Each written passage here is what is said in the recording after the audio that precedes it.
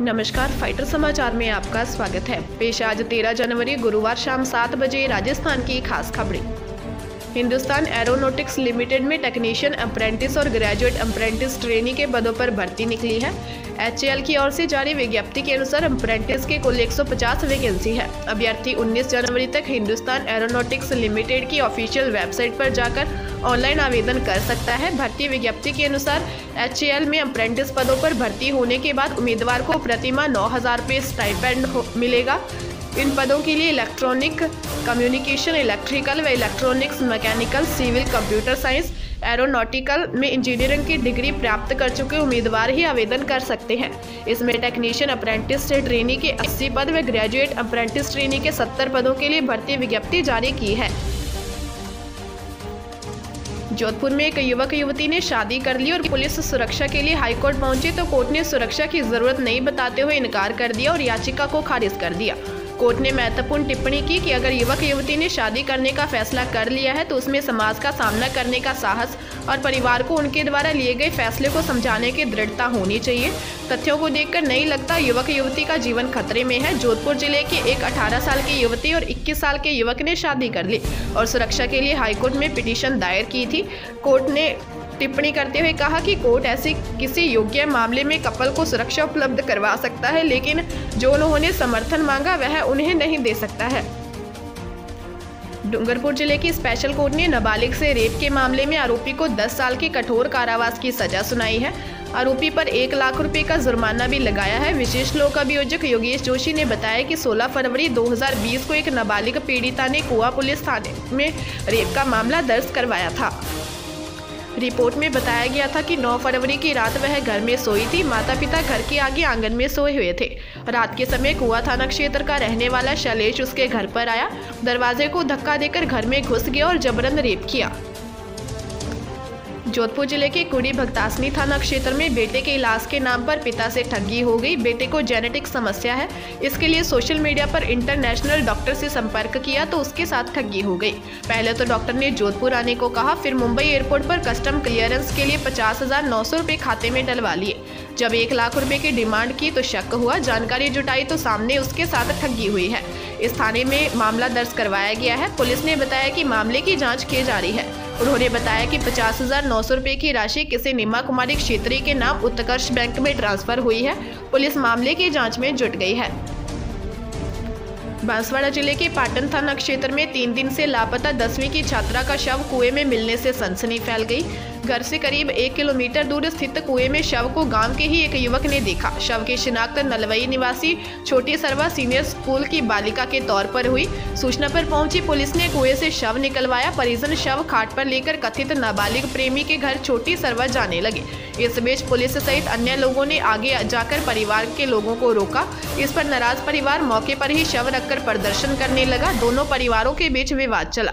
बाद में 4 लाख रुपए में समझौता हुआ। मृतका के पिता ने आरोप लगाया कि उसकी बेटी के साथ पढ़ने वाला छोटी सरवा का लड़का उसे परेशान करता था। पिता ने आरोप लगाया कि लड़के ने ही उसकी बेटी को मारकर कुएं में फेंका है। करौली जिले की अपर जिला एवं सेशन न्यायाधीश ने हत्या के मामले में भाई बहन को आजीवन कारावास एवं 50-50 हजार रुपये जुर्माने की सजा सुनाई है। अपर लोक अभियोजक महेंद्र चतुर्वेदी ने बताया कि 17 अक्टूबर 2018 को बजरंगा गुर्जर ने मामला दर्ज करवाया था कि उसका छोटा भाई रामकेश बाइक से गांव के ही पोखू के साथ मांच गांव बिजली सुधारने के लिए मिस्त्री लाने गया। इस दौरान रामकेश की जेब में 40,000 रुपये रखे हुए थे और सोने चांदी के जेवरात पहन रखे थे। पोंखो 1 घंटा बाद वापस आ गया, लेकिन उसके साथ रामकेश नहीं आया। गांव के लोगों ने रामकेश का शव गोपालपुर मोड़ पर देखा। मौके पर जाकर देखा तो रामकेश को गोली लगी हुई थी। मामले में पुलिस ने 21 अक्टूबर 2018 को रामकेश की हत्या के मामले में हरजनपुर निवासी चंद्रकला उर्फ चंदनिया और उसके भाई रणंगवा तालाब करौली निवासी गोपाल उर्फ कलुआ को गिरफ्तार किया था। बांसवाड़ा जिले के सलोपाड़ थाना क्षेत्र के मोना डूंगर गांव में एक बुजुर्ग लाल सिंह घर से 100 मीटर दूर एक पेड़ पर फंदे से झूल गया। जाने से पहले वह पत्नी से 1 घंटे में लौटकर आने की बात कहकर गया था। जब नहीं लौटा तो पत्नी उसे ढूंढने निकली, तब उसे पति का शव घर के समीप रास्ते में पेड़ से लटका मिला। पुलिस के अनुसार बुजुर्ग उसके बेटे के प्रेम विवाह से चिंतित था। करीब 5 महीने पहले उसका बेटा किसी दूसरे गांव की लड़की भगा लाया था। इसके बाद दोनों परिवारों के बीच विवाद हुआ। इसमें लड़की पक्ष ने लड़के वालों से 2.5 लाख रुपए की मांग की थी। इसके बाद से बुजुर्ग तय राशि चुका पाने में असमर्थ सा महसूस कर रहा था। इसी चिंता के कारण वह फंदे से झूल गया।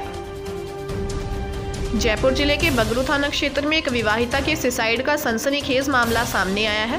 पुलिस जब मौके पर पहुंची तो चौंक गई। पुलिस के अनुसार महिला ने सुसाइड के लिए 3 बार कोशिश की थी। सबसे पहले सुसाइड करने के लिए महिला ने ब्लेड से गला काटकर आत्महत्या का प्रयास किया, लेकिन बच गई। उसके बाद गीजर से लटकी और बच गई। उसके बाद साड़ी का फंदा लगाकर पंखे से लटककर सुसाइड कर लिया।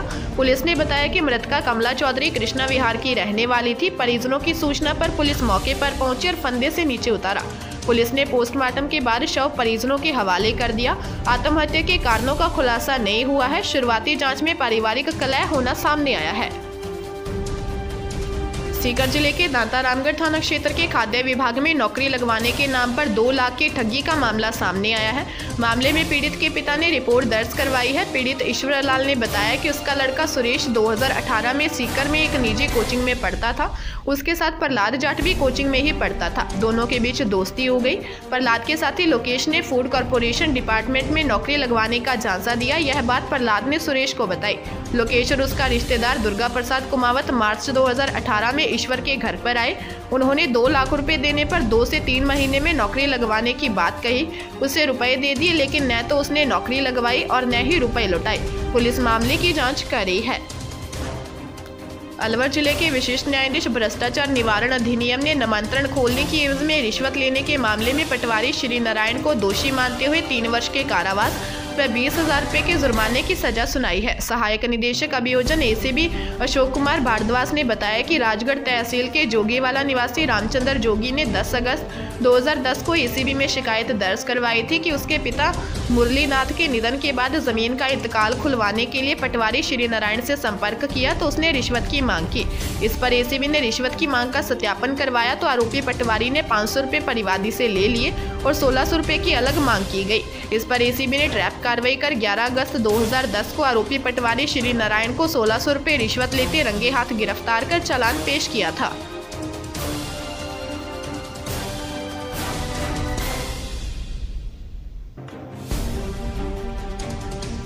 ताजा तरीन खबरों के लिए फाइटर न्यूज को सब्सक्राइब करें और बेल आइकन को प्रेस करें ताकि नई न्यूज अपडेट होते ही आपके फोन की घंटी बज जाए।